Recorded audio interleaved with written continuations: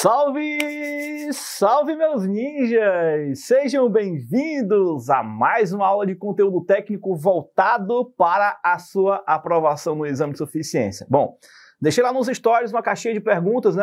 Na verdade, um formulário com a votação para o tema da nossa aula de hoje e com 57% dos votos, fluxo de caixa foi o tema escolhido. Tinha colocado lançamentos contábeis, classificação de contas, tipo de relatório de opinião e fluxo de caixa. O fluxo de caixa foi o ganhador para a nossa aula de hoje. Então, vamos trabalhar hoje o fluxo de caixa, cair aí de 1 a 2 questões na prova do exame de suficiência. É uma excelente escolha para a gente poder afiar o nosso machado e se garantir na nossa prova, porque eu sempre costumo dizer lá para os nossos alunos da Turma Ninjas que fluxo de caixa é aquele tema certeiro na prova do exame de suficiência. Não dá para a gente chegar no dia da prova e botar a mão na testa e se surpreender com a questão de fluxo de caixa. Então, a gente vai aí afiar o machado na nossa aula de hoje. Combinado?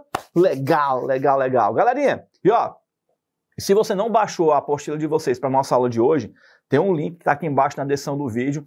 Clica nele para você poder fazer o download enquanto o material está disponível aí para você, beleza? Clica, baixa para você poder acompanhar aqui a nossa aula. Que legal, pessoal, que bom! Estou muito feliz em estar com vocês aqui para mais uma aula. Vamos fazer a coisa acontecer. E ó, só antes da gente começar, para você que caiu de paraquedas aí, e essa aqui é a primeira aula que você está assistindo aqui comigo hoje, seja bem-vindo à Turma da Pipoca, né? Para quem não me conhece, eu sou o professor Oswaldo Marques. Aqui eu ajudo estudantes e profissionais da área contábil a conseguir a tão sonhada aprovação no exame de suficiência. E Turma da Pipoca é um apelido carinhoso que eu dei aqui para os nossos alunos, né? Na verdade, foram vocês mesmos que colocaram esse tema de Turma da Pipoca, né? Porque, para quem me conhece um pouco mais de tempo, sabe que eu gosto de correr. E na corrida tem sempre aquela galera que corre, né? Que é a turma que corre pagando, né? Que recebe o kit, que recebe medalha e tal. E tem a galera lá do fundão que entra para poder participar de forma gratuita, que é o que chama de pessoal da Turma da Pipoca. E aí vocês apelidaram de Turma da Pipoca e ficou Turma da Pipoca, né? Então, muito legal para vocês que me acompanham aqui de forma gratuita no YouTube. Nas nossas aulas semanais aqui, toda terça-feira ao vivo, a partir das 20 horas, estamos juntos para poder estudarmos um conteúdo técnico que vai ser voltado para a tua aprovação no exame de suficiência. Legal? Então já deixa logo o teu like no vídeo, se inscreve no canal, compartilha o link da sala com os amigos de vocês que também estão se preparando para fazer a prova do exame de suficiência e precisam dominar o tema fluxo de caixa. Legal? Show de bola, que legal. Pessoal, então vamos lá. Vou abrir aqui o nosso material da nossa aula de hoje para a gente poder estudar aqui o nosso conteúdo. Aqui uma breve explicação sobre o que é a Turma da Pipoca para vocês. Aqui um pouquinho sobre quem é o professor Oswaldo Marques, para vocês fazerem uma leitura posterior. E beleza. Aqui na nossa aula de hoje, que a gente vai trabalhar a parte de fluxo de caixa, qual é o grande problema que tem nas questões de fluxo de caixa? Normalmente são questões grandes. Fluxo de caixa, normalmente cai 1 ou 2 questões na prova. Se cair 2 questões, cai uma questão teórica e uma questão prática. Dificilmente vão cair 2 questões de cálculo quando envolve o tema fluxo de caixa.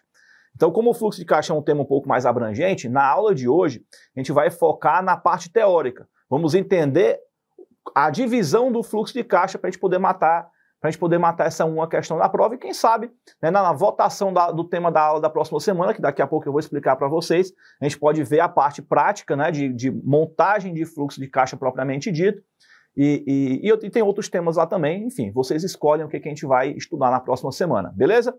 Mas vem cá, gente, se cair uma questão teórica de fluxo de caixa, é aquela questão de ponto garantido, que você não pode errar de forma alguma. Porque é uma questão mais simples, que se você souber o que é a divisão do fluxo de caixa, operacional, investimento e financiamento, você acerta a questão na prova. E é exatamente esse o nosso intuito aqui na nossa aula de hoje, é fazer com que você consiga chegar a esse tão sonhado resultado da aprovação. Legal? Então, nós vamos mergulhar nessas questões teóricas aqui hoje, porque se ela cair, pode ser uma questão da tua salvação, beleza? E quanto à questão as questões grandes, eu quero também que você sossegue o coração, porque eu montei um checklist com o passo a passo de como é que você vai acertar uma questão de fluxo de caixa na prova, que na votação do tema da próxima semana vai ter lá também fluxo de caixa da parte prática. Então você pode votar para na próxima semana a gente ter uma aula prática de fluxo de caixa, para montarmos juntos um fluxo de caixa, dentre outras opções que daqui a pouco eu vou explicar para vocês. Mas, independente do tamanho da questão, dá para a gente acertar uma questão de fluxo de caixa na prova, beleza? Ó, repete aí comigo aí no chat aí, coloca aqui para mim assim, ó. Dá para acertar fluxo de caixa na prova. Repete comigo aí, para a gente poder enraizar isso na nossa mente, para você poder entender que sim, a gente pode acertar essa questão na prova. E galerinha, O grande problema é que quando são questões grandes, o que a gente pensa logo de cara? Toda questão grande a gente acha que é uma questão difícil, e não é bem por aí que funciona. Se você souber como é que a parada precisa ser realizada, se a questão vai ser grande ou pequena, não importa, a gente vai conseguir acertar e eu vou mostrar isso para vocês aqui. Então vamos lá, ó. Qual é a nossa missão aqui para hoje? A nossa missão vai ser entender aqui como é que essa parada funciona. Então, quando a gente trata de fluxo de caixa, puxando aqui pela Lei 6.404, ó, ela coloca aqui, ó, no artigo 176, demonstração do fluxo de caixa. Tá vendo? Só tem um detalhe que a gente precisa se atentar, que está aqui no parágrafo 6º, ó, que é a exceção à regra, que ela diz assim, ó, companhias fechadas com patrimônio líquido, ó, SA de capital fechado, com patrimônio inferior a 2 milhões, não será obrigatória. Isso aqui é onde está a pegadinha que você precisa se atentar na hora da prova. Porque quando a gente fala de NBCTG 26, ó, das normas brasileiras de contabilidade, ele só coloca assim, ó, DFC. Pronto. Então, qual o cuidado que eu preciso que você tenha lá na hora da sua prova? Se cair uma questão sobre obrigatoriedade. Obrigatoriedade. Se cair a obrigatoriedade na prova de demonstrações sobre as demonstrações contábeis, a pergunta que a gente tem que se fazer na hora da prova é o seguinte: ei, a obrigatoriedade é pela Lei 6.404, ou seja, é pela Lei das SAs, ou é pela NBCTG?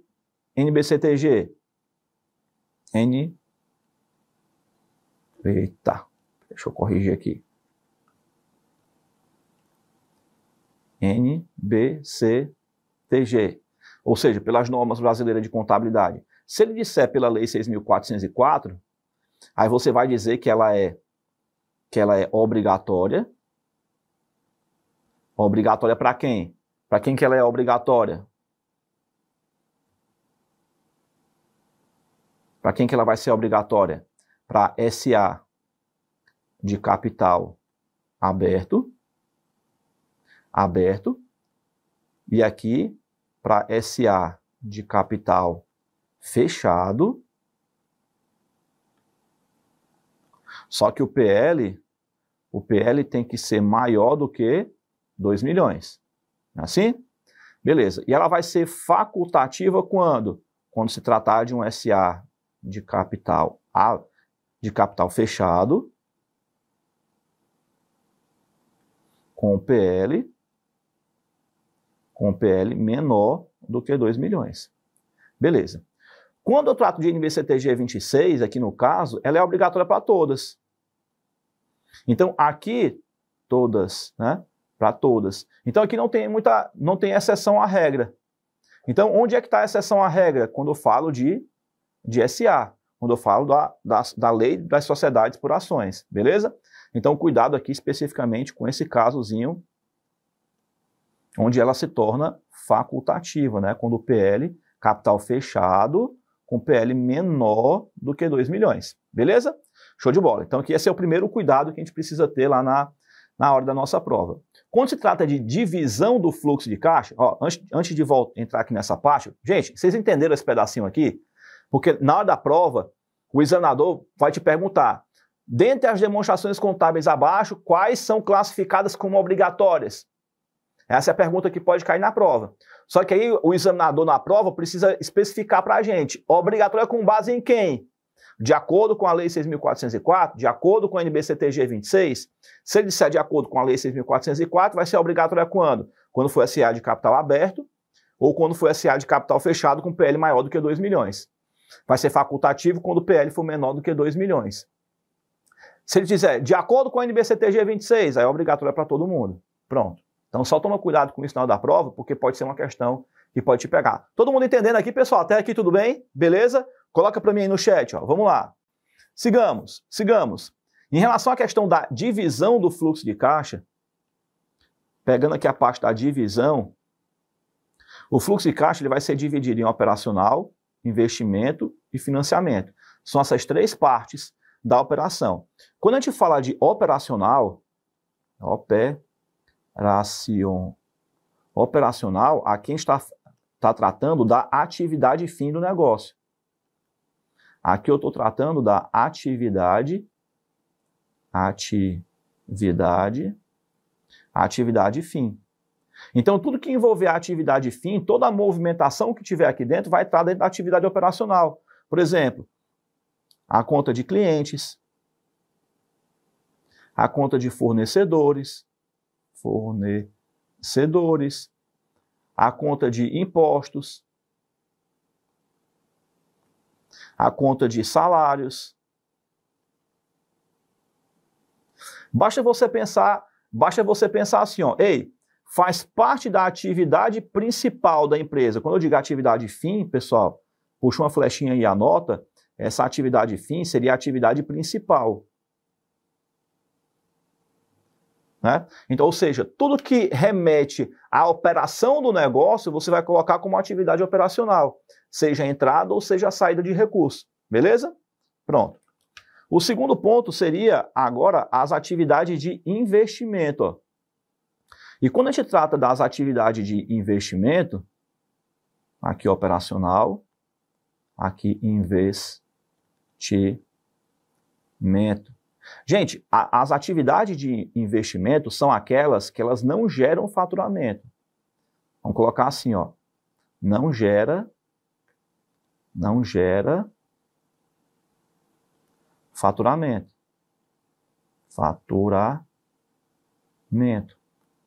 Mas, porém, todavia, entretanto, contribui.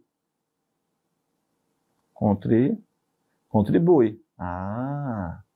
Mas, Oswaldo, como assim contribui? Contribui de que forma? De forma indireta. De forma indireta. Vou explicar. Indireta. Olha só, por exemplo, vamos imaginar que você passou na prova do exame de suficiência e abriu sua empresa de contabilidade. Aí você bota lá um ar-condicionado na sua sala. Vamos lá, você trabalha comprando e vendendo ar-condicionado? Não. Faz parte da minha operação comprar e vender ar-condicionado? Não tem nada a ver com uma atividade operacional. Mas eu preciso do ar-condicionado para poder prestar um bom serviço? Sim. Né? O ar-condicionado vai servir para que eu tenha uma boa qualidade de vida no meu ambiente de trabalho e vai servir para manter um ambiente aconchegante para poder atender um cliente dentro da minha empresa. Faz sentido, gente? Então, quando você falar de investimento, você vai sempre pensar em algo que não gera o faturamento, mas que ele contribui para a geração do faturamento. Então aqui, ó, o que a gente pode colocar aqui como atividade de investimento? O clássico que sempre cai na prova, o imobilizado e o intangível. E o intangível, acabou. E o próprio grupo de investimento, obviamente, né? E o próprio grupo de investimento, que ambos estão lá no ativo não circulante. Pronto, fechou. Aqui não tem mistério, não tem o que fazer. Você vai sempre pensar aqui nessas três contas básicas, que são as contas que mais caem, na prova. Perceba, elas não geram faturamento, mas são elas que contribuem para a geração do faturamento. E sempre cai na prova uma dessas três contas ou todas elas, imobilizado, intangível e o próprio grupo de investimento, que está lá no ativo não circulante. Beleza? Muito bem. Entrando no terceiro grupo, que seria o grupo de financiamentos, o grupo de financiamento, vamos trazer ele para cá para a gente poder anotar, ó. Quando a gente trata de grupo de financiamento,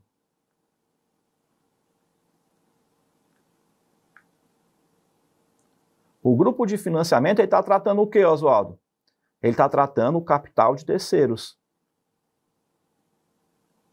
Capital de terceiros.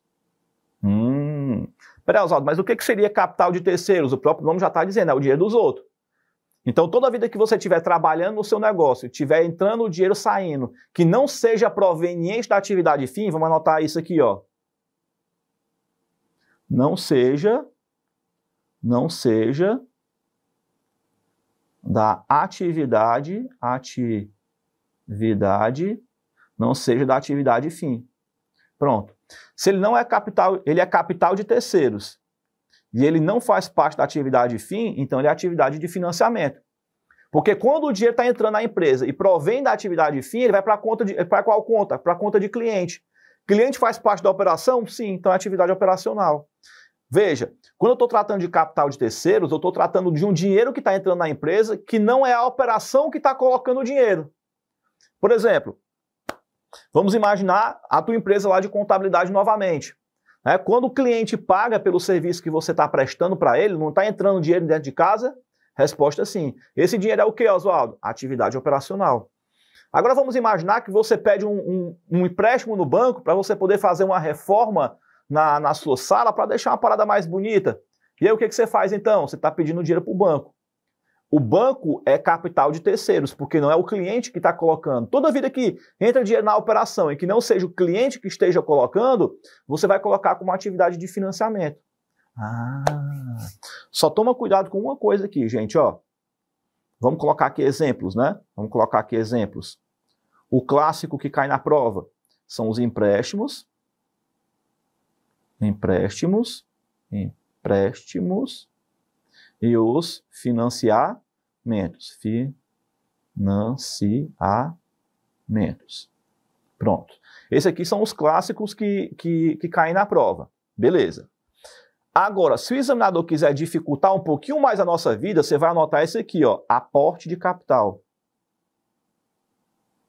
Aporte de capital. Que seria a conta de capital social, né? Capital social. Oswaldo, por que isso aqui é uma pegadinha na hora da prova? Porque pensa, se o sócio está na empresa, você não vai classificar o dinheiro do sócio como capital de terceiros, pelo fato de ele estar na empresa. Você vai achar que é capital próprio, só que nesse caso não é. Porque só vai ser capital próprio o dinheiro que o cliente coloca na empresa. É o dinheiro que é gerado pela operação. Estão entendendo aí, pessoal? Quando o sócio vem e ele aporta capital social na empresa, é o cliente que está botando? Não. Então, é um dinheiro que provém da atividade fim? Não. Então, é capital de terceiros. Todo o dinheiro que está entrando na operação, que não seja o cliente colocando o dinheiro dentro da empresa, não é atividade operacional. Oswaldo, se o cliente está colocando dinheiro na empresa, é atividade operacional. Se está entrando um dinheiro que não faz parte da atividade operacional, é um dinheiro que vem de capital de terceiros, então é atividade de financiamento. A mesma coisa acontece com, por exemplo, debêntures, que é um título de crédito, né? Já caiu em prova também. Debêntures. Quem compra uma debênture é chamado de debenturista, né? Então, no caso, a empresa está recebendo um capital de um investidor para a empresa poder injetar esse recurso e fazer a operação dela acontecer. Então, toda a vida que está entrando dinheiro que não provém de o cliente colocar na operação, você vai colocar como atividade de financiamento, beleza? Cuidado principalmente com o aporte de capital, porque a pegadinha maior está em cima dele. Muito bem. Gente, feito isso, nós entendemos aqui então como é que funciona a operação da atividade operacional, da atividade de investimento e da atividade de financiamento. Para que eu preciso saber disso, Oswaldo? Porque na hora da prova, o que o examinador vai fazer com você? Ele vai te dar uma classificação de contas e vai te perguntar, essas contas XYZ fazem parte de qual grupo do fluxo de caixa? Aí você vai ter que classificar operacional, investimento e financiamento. Questão batata para cair na prova. E é uma questão melhor de ser respondida, porque eu sei que vocês têm trauma com a parte de cálculo, então se cair uma questão dessa aqui, é para a gente correr para o abraço, para cima dela, porque é uma questão boa de ser resolvida, beleza? Muito bem, show de bola. Então vamos para frente aqui, ó. Quando a gente trata de fluxo de caixa, né, na movimentação do fluxo de caixa, a gente precisa entender que existe uma variação de troca de sinais. Eu vou explicar para vocês aqui, ó. O ativo, você vai entender assim, ó, quando se tratar do ativo, você vai entender que ele é inversamente proporcional, e quando se tratar de passivo, ou PL, né, ou PL também, o raciocínio seria o mesmo, ele é diretamente proporcional. Ou seja, quando o meu ativo aumenta, o meu fluxo de caixa diminui. Quando o meu ativo diminui, o meu fluxo de caixa ele aumenta, ele é inversamente proporcional. Já o passivo PL, ele é diretamente proporcional. Se o passivo aumenta, o fluxo de caixa também. Se o passivo diminui, o fluxo de caixa diminui também. Ó, pessoal, vamos fazer um exemplo aqui, ó. Vamos pegar aqui, por exemplo, na conta do ativo, vamos pegar, por exemplo, a conta do estoque, para ficar fácil de vocês entenderem. Quando a conta do estoque está aumentando, significa dizer o quê? significa dizer que eu estou comprando. Quando o meu estoque está diminuindo, significa dizer que eu estou vendendo. Quando eu estou comprando, o que acontece com o meu dinheiro? O meu dinheiro diminui, porque está saindo dinheiro para poder fazer a compra do estoque. Quando o meu estoque está diminuindo, eu estou vendendo. Quando eu diminuo, o que acontece com o meu dinheiro? Ele aumenta. Então perceba que a relação, entre o estoque e o fluxo de caixa, ele é inversamente proporcional, porque quando um aumenta, o outro diminui. Percebeu aí a distinção? Toda vida que meu estoque estiver aumentando, eu estou comprando. Se eu estou comprando, meu dinheiro diminui. Se meu estoque estiver diminuindo, é porque eu estou vendendo. Se eu estou vendendo, meu dinheiro vai aumentar. Então, ativo versus fluxo de caixa, ele é o que a gente chama de inversamente proporcional. Quando um aumenta, o outro diminui. Beleza? Agora, quando eu trato de passivos e PLs, né? Se eu pegar aqui, passivo barra PL, olha o que acontece aqui nessa situação. Vamos pegar aqui a conta de financiamentos como exemplo. Financiamentos. Quando eu pego uma conta de financiamento, se meu financiamento está aumentando, é porque eu estou obtendo um financiamento. Então, o que acontece com o meu dinheiro? O meu dinheiro aumenta, porque é o dinheiro do capital de terceiros que está entrando no meu caixa. Agora, quando o meu financiamento estiver diminuindo, significa dizer que eu estou pagando. E se eu estou pagando, o que acontece com o meu dinheiro? Ele vai diminuir. Então, perceba que a relação entre o passivo e o PL e o dinheiro, ele é diretamente proporcional. Quando um aumenta, o outro aumenta, e quando um diminui, o outro diminui também. Isso aqui vai ser muito importante para uma próxima aula, quando a gente trabalhar a parte de fluxo de caixa na parte prática, digamos assim, né, você já vai entender na movimentação da atividade operacional por que aumenta, por que diminui, por que troca de sinal. Porque se você entender a conceituação do porquê que aumenta e do porquê que diminui, não simplesmente alguém empurrar na tua goela abaixo, digamos assim, né, quando você entende o porquê da coisa, fica mais fácil de você resolver as questões práticas em outro momento. Gente, até aqui, estão conseguindo entender direitinho? Está fluindo aí para vocês? É claro que assim, você não vai sair da aula dominando e sabendo tudo absolutamente sobre fluxo de caixa, porque o aprendizado é um processo contínuo, ele é constante. Todo dia você aprende um pouquinho e melhora um pouquinho. Mas se você chegar para mim e dizer assim, Oswaldo, eu estou aprendendo um pouquinho, ou então melhor, repete assim comigo, coloca no chat, estou evoluindo. Se você estiver evoluindo dentro do processo de aprendizado, para mim já está valendo a pena. Significa dizer que você está subindo um degrauzinho por cada vez. Isso aí é muito importante para a gente poder, como é que se diz, avançar dentro do nosso processo de crescimento até a aprovação no exame de suficiência. Beleza? Então tá aí, volta para cá. Maravilha, show de bola. E aqui a gente tem uma estrutura de um modelo de fluxo de caixa, né? E aqui, pegando essa primeira parte do fluxo de caixa, que seria a parte do fluxo de caixa da atividade operacional, que é o que cai na prova, né, para você entender a parte prática, né, primeiro você precisa entender a parte teórica da estrutura. Estrutura. Porque o que cai na prova é o fluxo da atividade operacional. Operacional. Isso aqui é o que cai na prova. Então a gente começa por onde, Oswaldo? Começa pelo lucro líquido. Eu estou falando lucro líquido, gente, mas também pode ser o prejuízo, tá? Pode ser o prejuízo. Se você quiser colocar assim, resultado líquido, também pode. Resultado líquido. Resultado líquido então, também pode. Por que, Oswaldo? Porque quando eu estou tratando de resultado, o resultado ele pode ser positivo, como ele pode ser negativo. E aí, pode ser qualquer um dos dois dentro dessa jornada. Do lucro, a gente vai para os ajustes. Oswaldo, o que seriam os ajustes? É eu pegar as receitas ou as despesas que não afetaram o caixa da empresa, né? Que não afetaram o caixa, que não afeta o caixa da empresa. que eu quero te dizer com isso? Existem despesas, como despesa com depreciação, por exemplo, que é uma despesa gerencial. Ou seja, ela é um lançamento contábil que gera uma despesa que vai para o resultado, mas não impacta o caixa da empresa. Por que, Oswaldo? Porque eu estou debitando despesa com depreciação e creditando depreciação acumulada. Então, um é conta de resultado e outro é uma conta retificadora do ativo não circulante. Não mexeu com patrimônio líquido, percebe? Né? Não mexeu com conta de caixa. Né? Não houve saída de recurso do caixa. Então, no fluxo de caixa, a gente precisa fazer esses ajustes de despesas que aconteceram, mas que não afetam o caixa.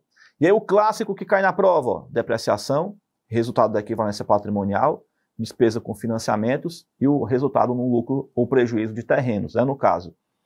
Muito bem. Depois que eu faço esses ajustes aqui, ó, aí eu vou no lucro ajustado. Chego no lucro ajustado. Do lucro ajustado eu vou para a variação das contas da atividade operacional, variação das contas da atividade operacional,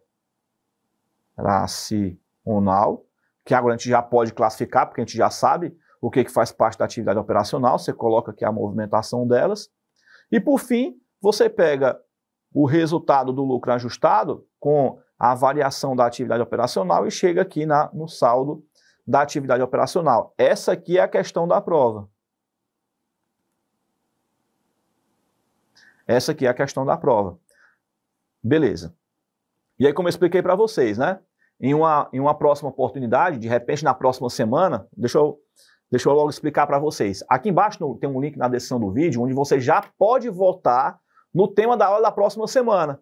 Tem um link aqui embaixo, você vai clicar nesse link, vai aparecer um botãozinho lá, e nesse botão tem o tema de votação da aula da próxima semana.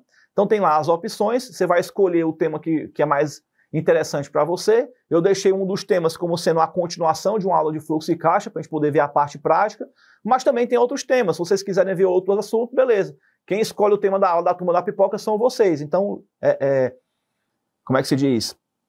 Marquem lá e escolham o tema que vocês julgam como sendo melhor para vocês. Combinado? Beleza. Vamos então para as nossas questões aqui da nossa aula de hoje. Olha essa primeira questão aqui para você ver. Ó. Assinale a alternativa incorreta. A divulgação em separado das demonstrações contábeis decorrentes da atividade de investimento é importante porque tais fluxos de caixa representam a extensão em que dispêndios de recursos são feitos pela entidade com a finalidade de gerar resultados financeiros e fluxos de caixa futuro. São exemplos de fluxo de caixa decorrente da atividade de investimento. Opa, ficou fácil. Porque falou de atividade de investimento, tem 3 palavras-chave, né, pessoal? Quais são elas? Falou em atividade de investimento, eu tenho que falar de imobilizado, eu tenho que falar de intangível e eu tenho que falar do próprio grupo de investimento. Então vamos lá. Ó. Pagamento de caixa para aquisição de imobilizado, intangível e outros ativos de longo prazo? Perfeito. Esses desembolsos incluem os custos de desenvolvimento, ativos ativados e ativo imobilizado em construção própria. Perfeito. Tudo certinho aqui, o item A está correto, mas eu quero o item que está errado, né? Então, tchau para o item A. Adiantamento de caixa a empréstimos feitos a terceiros. Olha aqui o cuidado que a gente precisa ter nessa alternativa. Feitos a terceiros, ó. Cuidado. Porque uma coisa é eu pedir o empréstimo. Porque quando eu peço o empréstimo, eu não vou ter que pagar juros. Está entrando um recurso que não é proveniente da atividade operacional. Beleza, então atividade de financiamento. Só que agora não sou eu que estou pedindo empréstimo, sou eu que estou concedendo o empréstimo. Olha aí, ó, quando eu concedo um empréstimo para alguém, eu não recebo um valor de volta com juros. Então, na verdade, tecnicamente falando, quando eu concedo um empréstimo para alguém, eu estou fazendo o quê, gente? Eu estou fazendo um investimento. Porque eu vou ter o retorno do capital investido, mais os juros embutidos na operação. Então, eu estou rendendo o meu dinheiro, estou fazendo o que a gente chama de valorização do capital próprio. Vamos anotar aqui, ó. Valorização do capital próprio. Oswaldo, beleza, entendi. Valorização do capital próprio. Legal, show de bola. Então, veja, nessa situação aqui, então, aqui, feitos a terceiros é atividade de investimento. Está correto. Beleza. Então, se o item B está certo, ele está fora porque eu quero o item que estiver errado. Item C. Recebimento de caixa de contratos futuros a termos e opção e swap, inclusive quando tais contratos forem mantidos para negociação imediata. Gente, se eu tenho um contrato que ele é mantido para negociação imediata, ele faz parte da atividade operacional. Já começou errado. Operacional. Ou recebidos e forem classificados como atividade de financiamento? Não. Aí não seria atividade de financiamento, seria atividade de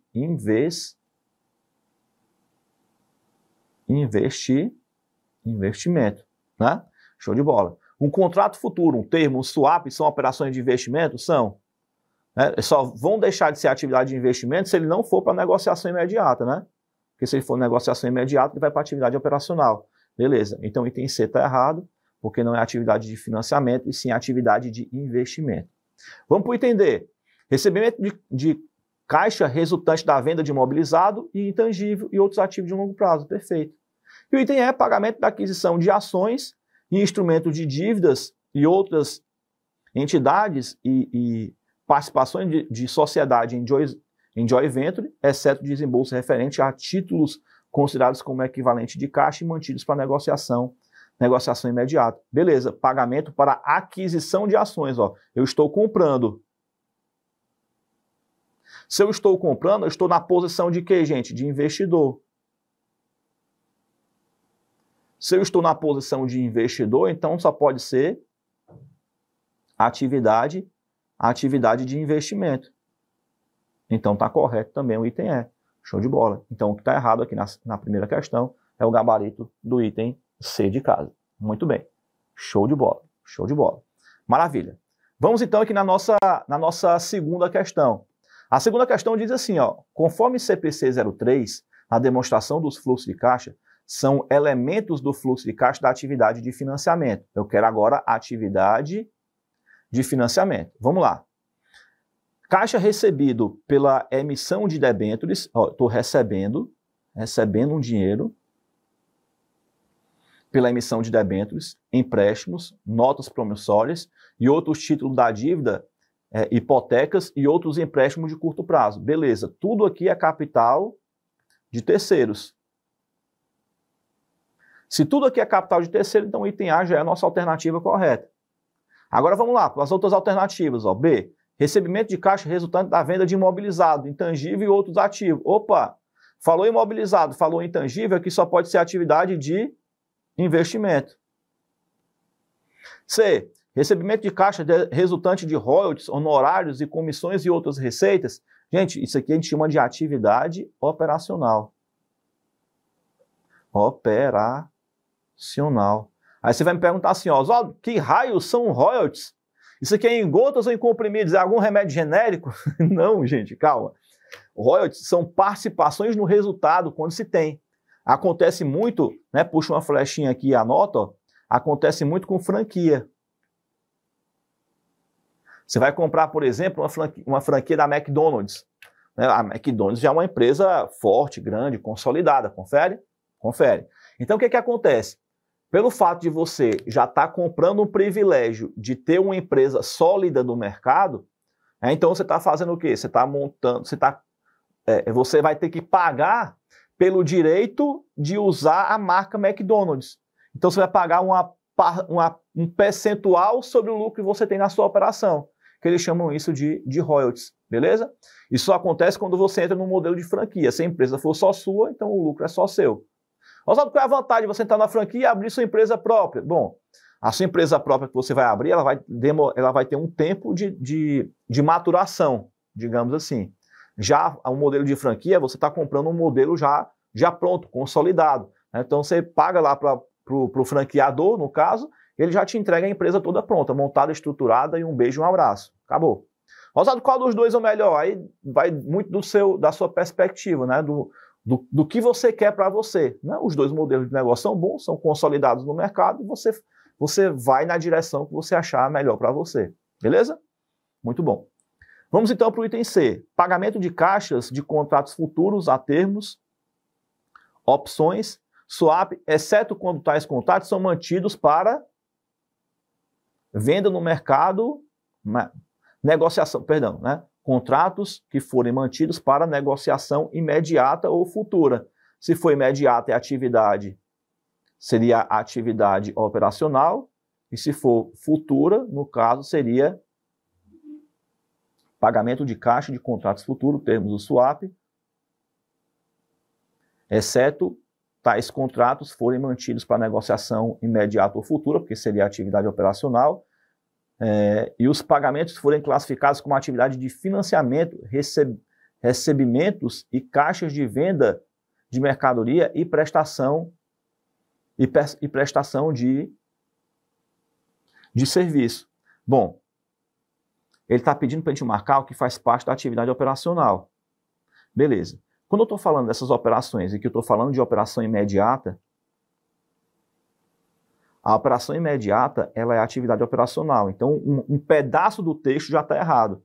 Ou os pagamentos forem classificados como atividade de financiamento recebidas por caixa pela venda de mercadoria ou pela prestação de serviço. Gente, se eu estou vendendo mercadoria ou prestação de serviço, isso aqui faz parte da atividade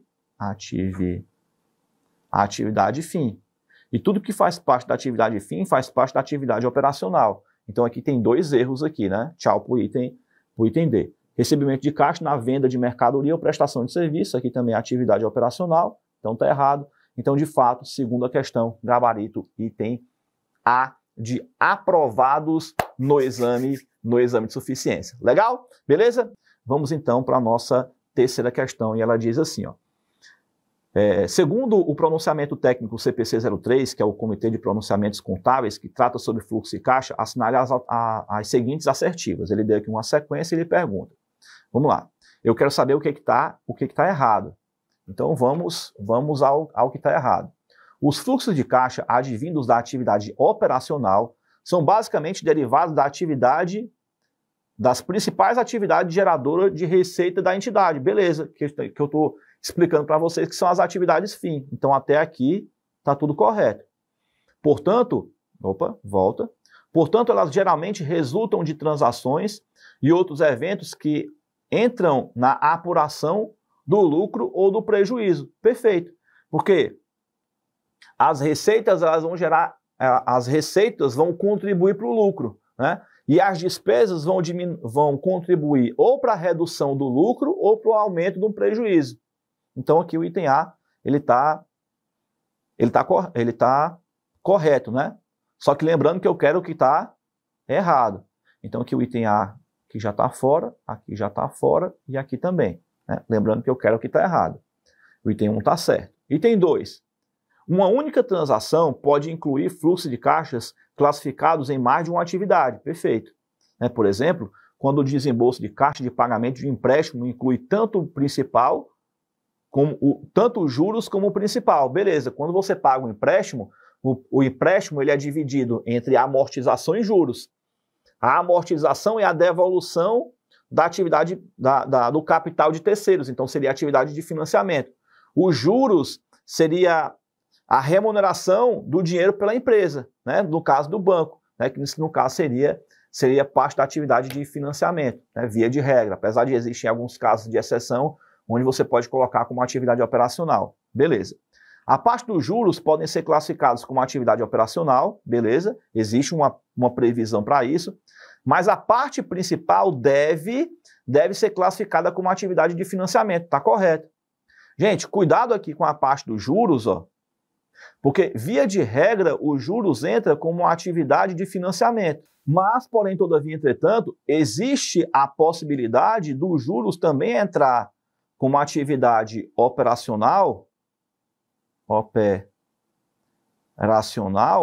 quando faz parte da atividade fim. Por exemplo, vamos imaginar uma construtora que trabalha com crédito associativo com a Caixa Econômica, onde ela só constrói prédios, apartamentos, com recurso do banco.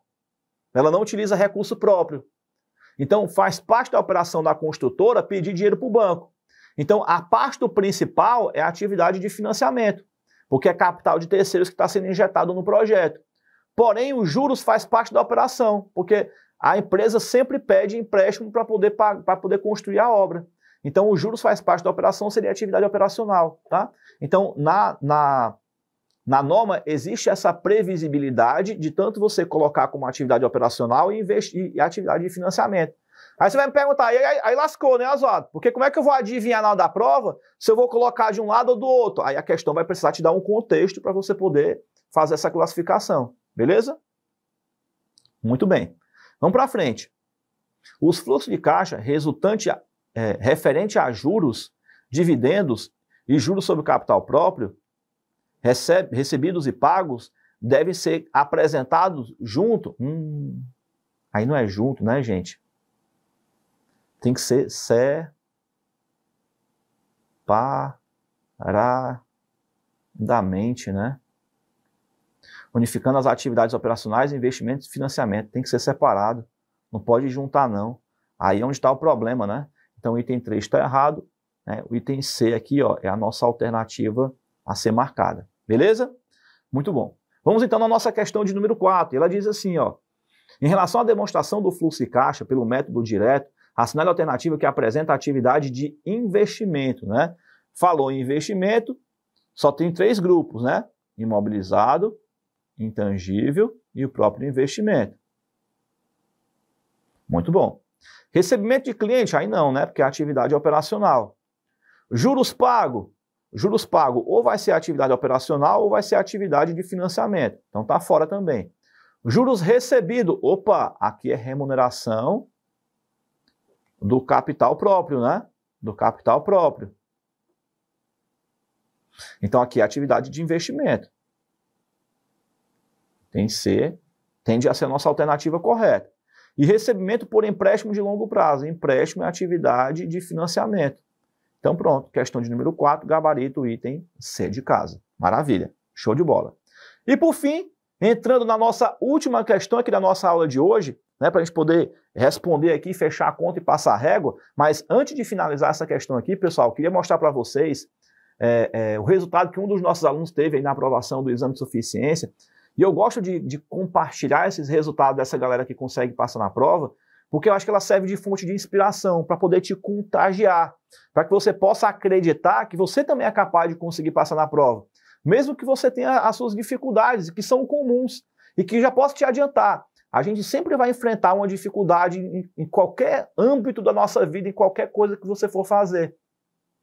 Tá? Então quando a gente está se preparando para alguma coisa, por exemplo, você vai fazer a prova, pode ser que você tenha pouco tempo para poder estudar, pode ser que você esteja parado há muito tempo, pode ser que você tenha vindo de várias reprovações, pode ser que você até está começando a estudar a partir de agora, né? Está meio verdinho ainda, né? Está meio cru, tá sem saber por onde começar a estudar, e está tudo bem, né? Cada um de nós enfrenta dificuldades e assim, cabe a gente, assim, 2 coisas, ou a gente resolve o problema, ou a gente aprende a conviver com ele. Porque se o problema já aconteceu, não tem como a gente evitar, né, e fazer com que ele deixe de existir. Tipo, meu Deus do céu, porque minha faculdade foi muito ruim, meu professor ensinou ruim pra caramba, beleza. Assim, já aconteceu, né? Não tem como a gente evitar que o problema aconteça de novo. Se a faculdade foi ruim, paciência, né? De 2 numa, ou a gente vai passar a vida toda se lastimando, se maldizendo porque a faculdade foi ruim, ou a gente vai tomar uma ação daqui para frente para que a gente possa minimizar os impactos de ter tido uma faculdade ruim. Percebe a diferença? Ou você se coloca na posição de vítima, ou você se coloca na posição de protagonista, né? Da pessoa que vai resolver o problema. Vou bater no peito, deixa comigo que eu resolvo. Tipo isso. E às vezes é difícil a gente se colocar nessa posição, né? É uma coisa que vai acontecendo de forma gradativa com o passar do tempo. Quanto mais você vai crescendo, digamos assim, mais você vai amadurecendo e vai entendendo que assim, não adianta a gente ficar se lastimando pelos problemas. A gente tem que encontrar uma saída para resolver. Ou você encontra uma saída para resolver, ou você encontra uma saída para minimizar o impacto do problema. E é isso que eu quero que vocês comecem a construir essa mentalidade de pensar como é que eu posso resolver os meus problemas, né, os seus problemas. Você vai pegar no papel, você vai fazer essa atividade quando terminar a aula, você vai pegar um papel e você vai elencar as dificuldades que você tem. O que me impede de passar na prova do exame de suficiência? Quais são as dificuldades que eu tenho hoje? Você vai pontuar essas dificuldades. Depois que você pontuar essas dificuldades, você vai pensar assim, ó, o que eu consigo fazer para resolver esse problema ou minimizar os impactos que tem sobre ele para que eu consiga passar na prova. Começa a pensar sobre isso, né? Porque essa é a grande virada de chave, é um drive que você vai destravar na tua cabeça, né? Um bloqueio mental que você tem, que quando você destravar, você tende a evoluir mais rapidamente. É um exercício muito bacana que você pode fazer, que vai te ajudar pra caramba. Combinado? Então, pessoal, eu quero que vocês peguem e assistam esse vídeo e vejam com muito carinho, né, essa jornada de superação, para que você possa se contagiar também. Primeira coisa que eu quero que você pense quando esse vídeo terminar, né, depois que você terminar de ver esse estudo de caso desse nosso aluno que passa na prova, é pensar assim, ó, se ele conseguiu passar, eu também consigo. Quando você vê uma aluna nossa passando na prova, você vai pensar, se ela passou, eu também consigo passar. Porque ninguém aqui é sobrenatural. Ninguém aqui tem dons mirabolantes. Não, tudo que foi conseguido fazer foi feito com dedicação, empenho e força de vontade, porque nada cai de mão beijada nas nossas mãos. A gente precisa se dedicar para poder fazer a coisa acontecer. E eu tenho certeza que você vai conseguir também, porque a gente vai plantar essa sementinha, vai regar ela todo dia, para lá na frente a gente poder colher o fruto da tua aprovação e a gente vai comemorar juntos o resultado da tua aprovação. Então, assiste esse vídeo aqui antes de a gente voltar e responder a última questão. Vai lá. Mas eu fui bem descrente, assim. Eu falei, eu já sabia como que a Consul plantava, né? Eu sabia que ela já estava já bem pedreira. E a gente sabe que o que a gente vê na faculdade não é o suficiente. Eu aceitei 14 questões só 14. 14 questões? Fui horrível. E tantos outros colegas meus também, quando fizeram, não conseguiram. E quando eu fui fazer a prova, ainda falei para os amigos, eu não vou passar nessa, mas na próxima eu vou passar, porque eu vou fazer o curso do professor. E ela falou assim, não pode pensar assim. Eu falei, eu estou sendo realista. Eu sei que a prova é difícil, a faculdade é ótima, mas é complicado. Muita gente, né, o índice de reprovação aí tá aí, que não deixa ninguém mentir, né? E aí eu fiquei triste, porque assim, primeiro que você tem que pagar para fazer a prova, né? Você já perde dinheiro. Aí você fica aflito, porque você está ali fazendo prova, e fazer prova não é fácil, né? 4 horas fazendo prova é muito complicado, eu saí de lá com dor de cabeça. E é muito amplo o que a gente estuda. Chega na hora da prova, afunila, entendeu? Então, assim, a gente conhece muito, a cabeça fica cheia de informações e a gente não consegue na hora da prova, porque são muitos detalhes. E aí eu já fiquei com isso na cabeça já desde o ano passado. Eu já vinha te acompanhando pela Turma da Pipoca. E aí eu sabia que eu tinha que adquirir o curso para poder estudar direcionado, como você fala, né? E eu prometi para mim que eu ia entrar no seu curso e que eu ia dar essa entrevista. No ano passado eu prometi isso para mim. E a sua didática também é muito importante. Precisa ter aquela coisa direcionada que a gente não consegue sozinho. A gente não consegue pensar, o que eu vou estudar? Como que eu vou estudar? Não tem condições de saber sozinho isso. Eu arrisco dizer que tem muita coisa que eu aprendi no seu curso que eu não aprendi na faculdade. Ainda tem isso também. Entendeu? DRA eu nem conhecia direito. Então eu faço tudo, eu faço DFC, faço DRA, faço DRE, eu faço o que quiserem que eu fizer, eu faço, porque eu aprendi com o curso, que a gente faz muito exercício, a gente bate muito nas questões. Nem teve quase questão de DFC, só teve uma na prova. Eu falei, caramba, cadê as questões de DFC? Quero fazer, cadê elas? Cadê DRE? Quero fazer. Eu fui totalmente o oposto do que eu fui o ano passado. Eu fui aprovada no exame de CFC estudando menos de 3 meses. Meu namorado que corrigiu a prova para mim, porque eu não tive coragem. Ele que corrigiu a prova e me falou, e eu comecei a chorar desesperadamente, foi muito legal. Eu falo aqui da Baixada Santista, aqui de Cubatão, bem próximo aqui de Santos. E eu acertei 30 questões. Eu recebi a mensagem de que eu ia falar com você. Eu falei, caramba, eu fui um cara tão fantástico. você realmente é muito... Você entusiasma muito a gente te vê e quer aprender, a gente quer ver as aulas. Eu ficava procurando coisas no YouTube para ver, você é uma inspiração. Fique sabendo que a gente fica muito feliz de te ver de novo, porque você é muito legal, sua didática é ótima. Quem dera eu tivesse tido você como professor na minha faculdade, ia ser ótimo, ia ser diferente. Tá vendo aí, gente? Cara, eu não me canso de assistir os nossos alunos da Turma Ninja que foram aprovados, assim, todo mundo gosta de colecionar alguma coisa, né? Tem gente que coleciona carro, tem gente que coleciona latinha de cerveja, tem gente que coleciona moedas antigas, eu coleciono alunos aprovados no exame de suficiência. Então, eu tenho uma pastazinha em casa onde eu tenho os videozinhos de cada um dos nossos alunos aprovados no CFC. E acredite ou não, serve de fonte de inspiração para mim também. Porque às vezes os alunos perguntam para mim, Oswaldo, como é que você todo dia está com esse sorriso estampado no rosto? E, gente, eu não estou todo dia com um sorriso estampado no rosto, não. Tem dia que eu tomei bolacochô também. Mas o que eu faço? Cara, quando eu olho para um aluno meu que passou na prova do exame de suficiência, quando eu vejo que ele conseguiu passar e que tem uma parcela de contribuição minha naquele jogo, eu digo, cara, eu estou aqui cumprindo com a minha missão de vida, estou aqui cumprindo e exercitando o dom que Deus me deu de conseguir ajudar as outras pessoas a chegar ao resultado da aprovação. Então, eu tenho que me manter firme nesse meu propósito, eu tenho que me manter firme nessa minha jornada para que eu consiga fazer com que os nossos alunos possam deslanchar na vida. E vai ser um prazer poder servir de trampolim para que você consiga prosperar também. Beleza? Então é isso aí. Vamos voltar aqui para a nossa última questão e vamos fazer a coisa acontecer. Vamos lá. Aqui.